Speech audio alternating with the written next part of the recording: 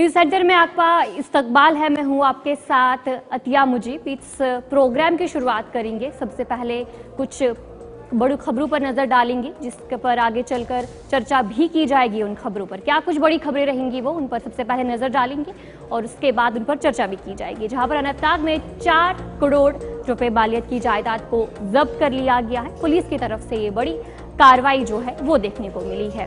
इस पर भी जानकारी लेंगे और वहीं पर आर पार तिजारत बहाल होनी चाहिए, सतीश शर्मा की तरफ से जो एक बड़ा बयान है वो दिया गया है। इस पर भी आगे चलकर गुफ्तगू से आपको बताएंगे और हुकूमत अपने किए गए वादों को पूरा करेगी, सकीना इत्तू की तरफ से जो ये बड़ा बयान है वो सामने आया है। और वहीं पर मार्च 2025 से 200 यूनिट फ्री बिजली फराहम की जाएगी, तनवीर सादिक की तरफ से जो ये बड़ा बयान है वो देखने को मिला है। और कश्मीर में चुटरती सर्दियों के बीच सयाहों की कश्मीर में आमद है और इस पर भी आगे चलकर गुफ्तगू करेंगे। तो ये थी कुछ खबरें जिन पर आगे चलकर जानकारी लेंगे और इससे पहले सबसे पहले नजर डालेंगे कुछ बड़ी 10 खबरों पर।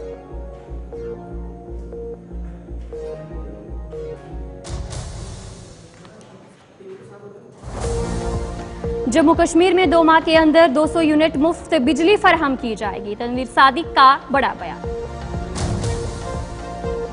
मुल्क भर में 85 केवी स्कूलों को मंजूरी, जम्मू कश्मीर के लिए 13 स्कूल हुए मंजूर। अनंतनाग पुलिस की मंशियात के खिलाफ कार्रवाई, मंशियात फरोशों से 4 करोड़ रुपए मालियत की जायदाद जब्त। डोडा चिनाब में डूबे 2 अफराद की लाशें बरामद, 30 नवंबर को हादसा आया था पेश। शुमाली कश्मीर के बारामूला में माखोर नमूदार, वाइल्ड लाइफ महकमे ने लिया अपनी तहवील।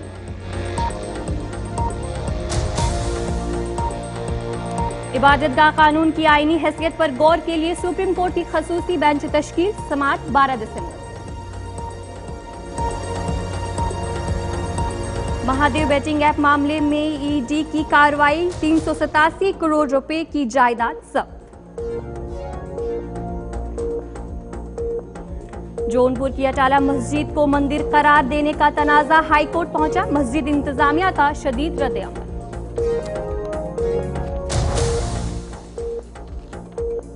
किसानों का हुकूमत से मज़ाक़रत का मुतालबा, आज इंतजार, कल दिल्ली मार्च का ऐलान। शाम में हालात कशीदा, भारत ने अपनी शहरियों के लिए एडवाइजरी की जारी, शाम में मुकीम शहरियों को नकल और हरकत महदूद करने का मशवरा।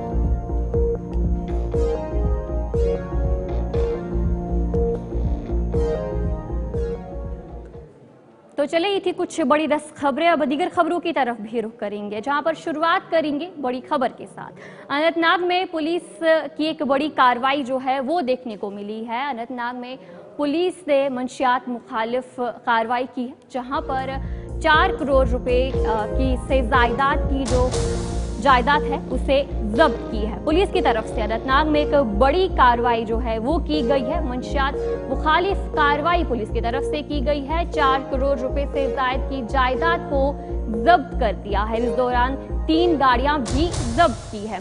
पुलिस एनडीपीएस एक्ट के तहत पुलिस की जो ये कार्रवाई है वो देखने को मिली है। जनूबी कश्मीर के कुलगाम और अनंतनाग जिला में पुलिस ने मंशियात के खिलाफ ये कार्रवाई करते हुए करोड़ों की जायदाद जब्त की है। अनंतनाग पुलिस का कहना है कि जिला में मंशियात के खिलाफ कार्रवाई को जारी रखते हुए एनडीपीएस एक्ट के तहत 5 मंशियात फरोशों के रिहायशी मकान और 3 गाड़ियों को जब्त किया गया है, जिनकी कीमत तकरीबन 4 करोड़ रुपए से ज्यादा है। जिन मंशियात फरोशों की रिहायशी मकान जब्त हुए हैं उनकी शनाख्त अनंतनाग के रहने वाले रियाज अहमद, मोहम्मद यूसुफ रेशी, सब्जार अहमद मीर, मोहम्मद शफी डार और अब्दुल मजीद चौपान के बतौर हुई थी। गाड़ियों में मोहम्मद शफी डार के सेंडकार, मोहम्मद मंजूर अहमद मंटू की जो वेगनार और टोयोटा कारवाल शामिल है। यानी कि पुलिस की तरफ से जो एक बड़ी कार्रवाई है वो की गई है। मंशियात के खिलाफ लगातार पुलिस की तरफ से ये कार्रवाई की जाती है, जहां पर जितने भी मंशियात फरोश है जम्मू कश्मीर में उनके खिलाफ जो एक कार्रवाई है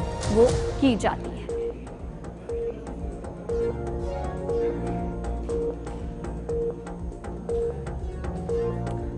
तो चले अब आगे बढ़ जाएंगे, जहां पर एक और बड़ी खबर की तरफ रुख करेंगे, जहां पर जो ये बड़ी खबर है उस हवाले से आपको जानकारी देंगे कि सतीश शर्मा की तरफ से एक बड़ा बयान सामने आया है। वजीर ट्रांसपोर्ट सतीश शर्मा की तरफ से जो ये बयान है वो देखने को मिल रहा है। आर पार तिजारत बहाल होनी चाहिए, उनकी तरफ से ये बयान सामने आया है। वजीर ट्रांसपोर्ट सतीश शर्मा की तरफ से ये बयान सामने आया है, जहां पर उनकी तरफ से कहा गया कि आर पार तिजारत बहाल होनी चाहिए और भाजपा के फार्मूले को अपनाने की जरूरत है। सतीश शर्मा की तरफ से जो ये बयान है वो सामने आया है। जम्मू सियालकोट चंप रोड को खोला जाए, सतीश शर्मा की तरफ से जो ये बयान है वो सामने आया है। उनकी तरफ से कहा गया कि भाजपा की जो फार्मूला है उसे अपनाने की जरूरत है। वजीर ट्रांसपोर्ट की तरफ से सतीश शर्मा की तरफ से बड़ा बयान सामने आया है और क्या कुछ कहा गया है उनकी तरफ से आपको ये भी सुनाएंगे। क्योंकि हम देहात से हैं साहब, हम एलओसी के रहने वाले हैं। मेरी छत से जब मैं शाम को बैठता हूँ, मैं हाई तीज से कहते हैं, मुझे पाकिस्तान की वो लाइट्स दिखती हैं, मुझे उनकी बसों के मुझे अजान सुनाई देती है, तो खुद सोचो मैं कितनी शानदार जगह पे रहता हूँ। और मैं बड़ा उम्मीद परस्ता आदमी हूँ। मैं चाहता हूँ कि सरकारें, चाहे मोदी साहब हैं, चाहे वाजपेयी साहब हों, चाहे कल को गडकरी साहब बने या कोई और बने, ये रास्ते खुलने चाहिए। डॉक्टरी जो वाजपेयी साहब की है वो खुलेगी तो ये सारे मसले हल होंगे।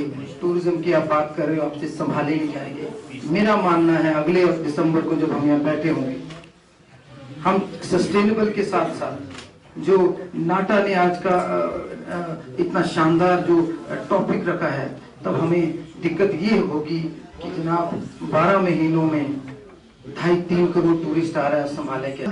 Pregnant with ideas. मैं जहाँ रहता हूँ वहाँ अगर आप रास्ता खोल दो, हम छम के रिफ्यूजीज हैं जिन्होंने 65 देखा, 47 देखी, 71 देखा, 99 देखा।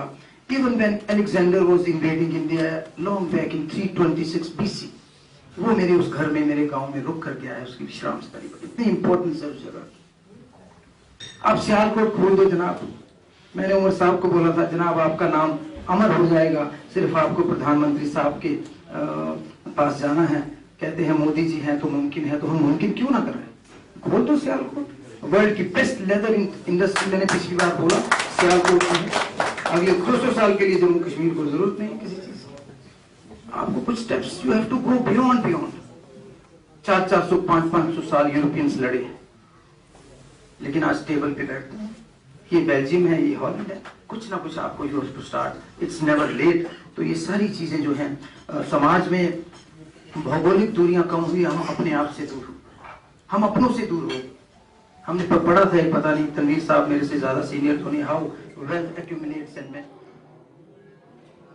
तो चलिए अब आगे बढ़ जाएंगे, जहां पर वजीर सेहत सकीना इत्तू की तरफ से एक बड़ा बयान सामने आया है। उनकी तरफ से कहा गया कि हुकूमत के किए गए वादों को पूरा किया जाएगा। वजीर सेहत सकीना मसूद इत्तू की तरफ से ये बड़ा बयान सामने आया है। उनकी तरफ से कहा गया कि हुकूमत के किए गए वादों को पूरा किया जाएगा। नौजवानों को रोजगार फराहम करने के लिए हुकूमत कोशा है। उनकी तरफ से एक बड़ा बयान जो है वो सामने आया है। काबीना वजीर सकीना इत्तू ने कुलगाम में मीडिया से बात करते हुए कहा कि हुकूमत अपनी जानिब से किए गए वादों को पूरा करने के लिए संजीदा इकदाम उठा रही है। उन्होंने कहा कि इकदाम नौजवानों और आम लोगों के लिए फायदेमंद साबित होंगे। वजीर सेहत सकीना मसूद इत्तू की तरफ से ये बयान सामने आया है और कुलगाम में मीडिया से बात करते हुए उन्होंने ये कहा कि हुकूमत अपनी जानिब से किए गए वादों को पूरा करने के लिए संजीदा इकदाम उठा रही है। और क्या कुछ कहा गया उनकी तरफ से आपको सुनिए। कहूंगी कि जिस तरह 10 साल में इतनी तबाही होने के बावजूद भी आप लोग बात नहीं कर पाते थे, लेकिन आज अगर हम काम कर रहे हैं पॉजिटिवली, लोगों के लिए मुश्किलात आसान कर रहे हैं, उसको पॉजिटिवली पेश किया जाए। और जब 10 साल में आप बात तक नहीं कर पाते थे, आज आप छोटी चीजों को उलझा देते हो, वो मेहरबानी करके मत करें। अगर सरकार अच्छा कर रही है उसके लिए अच्छा बोले, पॉजिटिव बोले। बिजली के मुश्किलात पहले थे लेकिन आज बहुत कम हो गए, क्योंकि सीएम साहब जब गए उन्होंने वहां से और बिजली जो है वो लाई। और आज जो कट यहाँ पे मैं देखती थी, उन कट में काफी कमी आ चुकी है। कमिटेड है, हमने कहा है हम 1 लाख नौजवानों को रोजगार देंगे। उसके लिए ऑलरेडी हमने 1000 तक के पोस्ट अभी तक गवर्नमेंट ने रिक्रूटमेंट बोर्ड्स को रेफर किए हुए हैं। और जब रिक्रूटमेंट बोर्ड सिलेक्शन करेगा, अभी 300 डॉक्टर्स की अपॉइंटमेंट हुई थ्रू रिक्रूटमेंट बोर्ड, वो भी तो रोजगार ही है। ये सब चीजें इनको उजागर करिए, ना कि ये कि आपने 2 महीने, आपने 3 महीने। हमने किसी चीज में 2-3 महीने का टाइम नहीं दिया। हमने कहा लोग हमें मैंडेट दे, और लोगों के शुक्रगुजार हैं, उन्होंने मैंडेट दिया है और 5 साल के लिए दिया है। 5 साल में जो हमारी मैनिफेस्टो में कमिटमेंट है उनको हम पूरा करेंगे। तो चलिए अब आगे बढ़ जाएंगे। नेशनल कॉन्फ्रेंस के तर्जुमान आला और रुकन असेंबली तनवीर सादिक की तरफ से भी एक बड़ा बयान सामने आया है, जहां पर उनकी तरफ से कहा गया है कि मार्च से लोगों को 200 यूनिट मुफ्त बिजली फराहम की जाएगी। लोगों को किसी कटौती के बगैर बिजली फराहम की जाएगी। एलजी इंतजामिया और सरकार के दरमियान कोई रसाकशी नहीं है। तनवीर सादिक की तरफ से जो ये बयान है वो देखने को मिला है। नेशनल कॉन्फ्रेंस के तर्जुमान आला और रुकन असेंबली तनवीर सादिक का कहना है कि अगले साल के मार्च से ही लोगों को 200 यूनिट बिजली मुफ्त फराहम की जाएगी। उन्होंने कहा कि इस वक्त उनकी जिम्मेदारी है कि वो लोगों को किसी कटौती के बगैर बिजली फराहम करें। उन्होंने कहा कि 200 यूनिट बिजली मुफ्त फराहम करने के वादाबंद है, लेकिन इस वक्त उनकी ये कोशिश है कि लोग बगैर की कटौती के जो लोगों को बिजली है वो मिल सके। उनका कहना था कि उनकी सरकार आज से ही 200 यूनिट बिजली मुफ्त फराहम कर सकती है, लेकिन इससे कटौती बढ़ जाएगी जो इस वक्त वो नहीं चाहते हैं। लिहाजा उन्होंने कहा कि ये 2-3 महीने गुजर जाने के बाद वो मार्च से लोगों को 200 यूनिट मुफ्त बिजली फराहम करेंगे। इसके अलावा उन्होंने कहा कि एलजी इंतजामिया और सरकार के दरमियान कोई रसाकशी नहीं है। और क्या कुछ कहा गया उनकी तरफ से, आपको ये सुनिए। देखिए, हमें यह समझना है कि इस वक्त आज की डेट पे जम्मू कश्मीर एक यूनियन टेरिटरी है, लेकिन इसके साथ साथ ये भी है कि यहाँ अब एक अपनी चुनिंदा सरकार है। अब जहाँ तक ये टसल की बात है, ये वो लोग बात कर रहे हैं जो किसी तरीके से जो एलजी एडमिनिस्ट्रेशन और जो गवर्नमेंट है उसके बीच में किसी न किसी तरीके से कोई एक प्रॉब्लम्स क्रिएट करे। हम ये समझते हैं कि अभी तक कोई ऐसा मेजर प्रॉब्लम नहीं हुआ है और उम्मीद करते हैं कि ऐसा कोई प्रॉब्लम ना हो।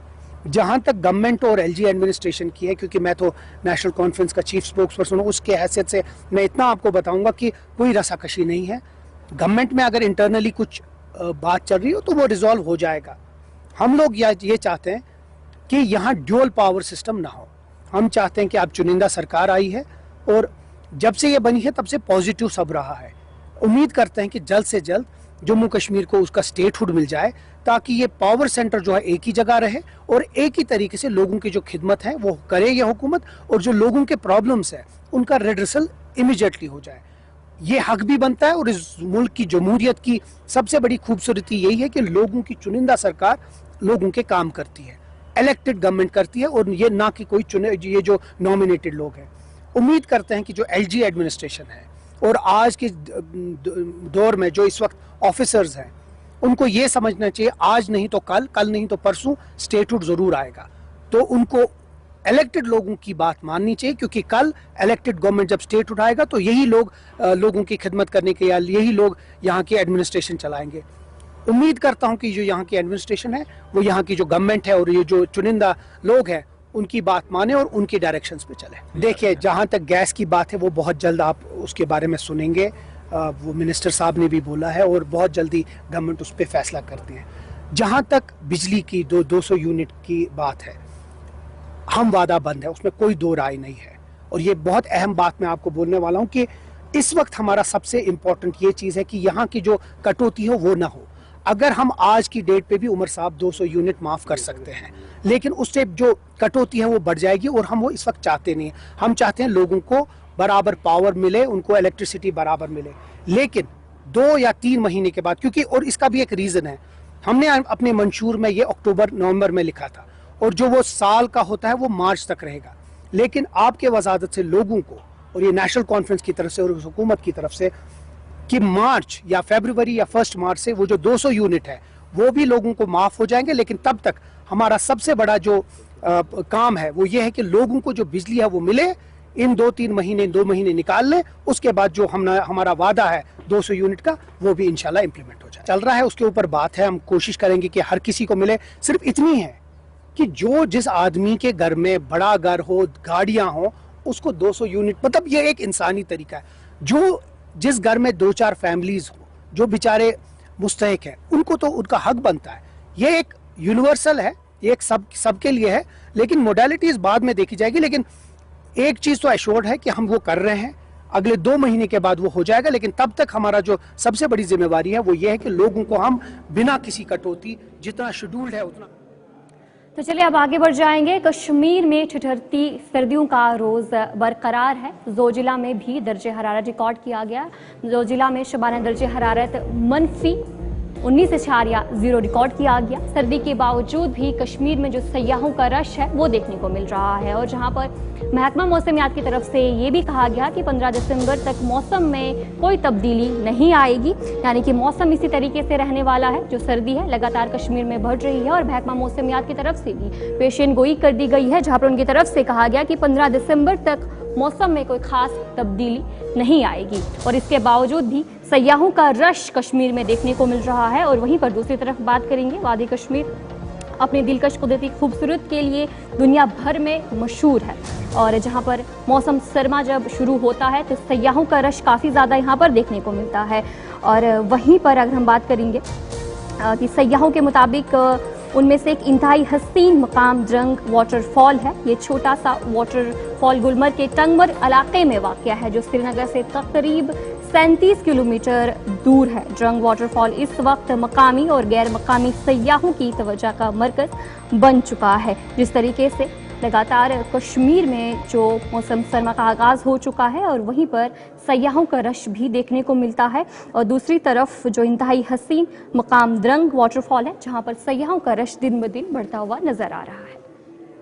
बहुत अच्छा लगा। हम लोग यहाँ पर लखनऊ से आए हैं, और यहाँ पर हम लोगों का आज 4th डे है।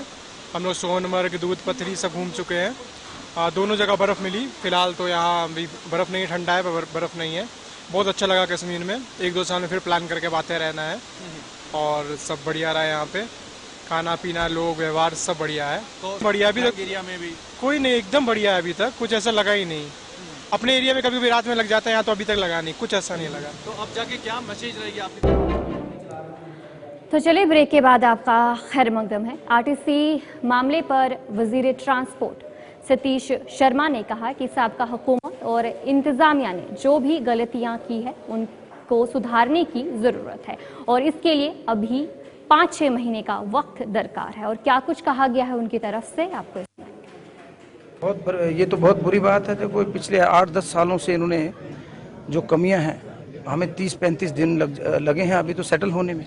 हमें कम से कम 4-6 महीने देने हैं। ये उनकी जो बदतमीजियां हैं, जो कमियां हैं, जो मनमर्जियां हैं, जो पिछली हुकूमतें रही हैं। हम तो बड़े आशावादी लोग हैं, वी आर वेरी पॉजिटिव। मैं बड़ा उम्मीद परस्त आदमी हूँ। सबसे मिलकर, खासकर मीडिया के भाइयों से, टेक्निकल ऑफिसर से मिलकर हम इसके ऊपर कार्रवाई करेंगे, और जो लोग भी जिम्मेदार हैं उनके खिलाफ सख्त कार्रवाई भी होगी, और इसको दुरुस्त करेंगे। इसमें हमें आप सबकी मदद चाहिए। ये तो बहुत बुरी बात है। देखो, तो चलिए अब आगे बढ़ जाएंगे, जहां पर हेल्थ टेक्निकल एम्प्लॉयज एसोसिएशन ने SKICC श्रीनगर में हेल्थ टेक्नोलॉजी में पेशरफ पर तवज्जो देने के हवाले से एक कॉन्क्लेव का इनेकाद किया, जिसमें secretary health and medical education doctor Abid Rashid Shah ने सेहत की देखभाल में तकनीकी माहिरीन के किरदार को उजागर करते हुए तकरीब का इफ्तिताह किया, जिसके वजीर बराए खुराक, सिविल सप्लाईज और ट्रांसपोर्ट सतीश शर्मा ने बतौर मेहमान खसूसी शिरकत की। इस मौके पर वजीर ने तकनीकी माहिरीन को सेहत की देखभाल की रीढ़ की हड्डी करार देते हुए फायदा टेक्नोलॉजीज को अपनाने, जम्मू कश्मीर के निजी शुबे को बाख्तियार बनाने और आलमी सतह पर मुकाबला करने पर जोर दिया। जो हमारे टेक्नोलॉजिस्ट है उनको वहाँ पे पूरा डिस्कस करना था कि क्या टेक्नीशियन जो टेक्नोलॉजी एडवांस ऐड हुई है हेल्थ डिपार्टमेंट में, और आगे फ्यूचर में क्या चाहिए। और उस सिलसिले में हर एक मतलब डिफरेंट टेक्नोलॉजीज ने फ्रॉम एवरी स्ट्रीम उनने अपनी अपनी प्रेजेंटेशंस दी, और किसी का पेपर कोई पब्लिश हुआ था वो भी वहाँ पे प्रेजेंट हो गया, जिसमें ये कहा गया कि जो हेल्थ केयर सिस्टम है वो कितना अपग्रेड हुआ है और आगे इसमें हमें कितने काम करना है अपग्रेड करने के लिए। जो अगर हम प्रीवियस की बात करें और प्रेजेंट की, एट प्रेजेंट हमारे पास टेक्नोलॉजी है but we need to also to upgrade to come जो फर्दर जो चैलेंज आ रहे हैं उसके। लेकिन इस वक्त अगर हम देखेंगे कि पहले वहाँ पे अगर मैनुअली हुआ करता था जैसे कि CBC वगैरह, लेकिन हर एक from PHC level up to district hospital medical college वहाँ पे हर एक जगह पे ऑटोमेशन मशीनरी चल रही है। जैसे कि एक्सरे का भी देखेंगे वहाँ पे भी डिजिटल एक्सरे सिस्टम आ गया, डेंटिस्ट्री में वहाँ पे भी एडवांस है। और फर्दर जो भी हमें लग रहा है कि we are already put forthing such things to our concern DDOs, they are forward to the government कि हमें अपग्रेड किस तरीके से क्या करना है डिपार्टमेंट। मैं मुबारकबाद दूंगा इन सब जो टेक्नीशियंस हैं जो हमारे जिनको अवार्ड मिला है, क्योंकि इनका बहुत अहम रोल रहता है। जिस चीज़ के लिए मुझे बुलाया गया, मैं सारी ऑर्गेनाइजर्स को, इतने बेहतरीन लोगों से मैं मिला हूँ, क्योंकि अगर आपको हेल्थ इंफ्रास्ट्रक्चर चलाना है तो इनके बिना तो कुछ नहीं होता। ये बुनियाद के पत्थर हैं, दे आर अनसंग हीरोज। और कोविड में इन्होंने जो शानदार काम किया अभी भी कर रहे हैं, तो देयर इज़ डायर नीड कि इनको हम, एक तो इनका प्रमोशन रिलेटेड कुछ काम है, रिक्रूटमेंट रूल्स हैं, उसके बाद इनकी ऐसी दिक्कतें हैं उनको एड्रेस करेंगे और शाबाशी देनी है। इनके बिना कुछ भी नहीं हो। जो काम करता है उसे शाबाशी मिलना ज़रूरी है। इनकी वजह से हमारा सिस्टम चला हुआ है और जो भी इनकी दिक्कतें हैं वो हम उन तक पहुँचाएँगे और कोशिश करेंगे बेहतर इंफ्रास्ट्रक्चर हिंदुस्तान के बेहतरीन स्टेट्स की तरफ पर हम भी बनाएँ, क्योंकि इससे वो हेल्थ से ऊपर तो कुछ नहीं। तो चलिए न्यूज़ सेंटर में इतना ही अभी के लिए, मुझे दीजिए इजाज़त और आप बने रहे गुलिस्तान न्यूज़ के साथ।